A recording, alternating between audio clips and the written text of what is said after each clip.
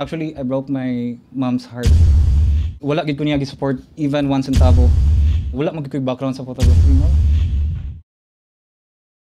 When was the time nga na-realize niyo yung businessman ng mga day ko? In my case, ganers ko while doing my photography nga hobby. Gidungan ako siya actually kay ga duty pa man ko ato. There was a time nga nainiduol sa ko, paubanan ko for kanang fan shoot kay sige kog upload sa online nato. Why not come with us mag-shoot? And then fashion pa to. Ang fan shoot sa una kay walay profit ba. Ex deal lang gid siya. For the passion. So more on portfolio lang. Katong nga time, wala pa jud ko'y concrete nga plan nga moadto ko sa business bitaw sa photography kay gusto na ko nga i-fulfill akong dream sa pagka-nurse pero gusto pud ko sa akong photography sa as passion. And then katong nga time, tingala ko nga daghan naman kayo mag-inquire pila ang imong service ana. So dito ko naka-realize ba nga naman day profit kani nga industry, no. Actually, I broke my mom's heart kay daghan kay siya dreams para sa ko, gipaskwela ko niya for 4 years para Mahal ba na nursing?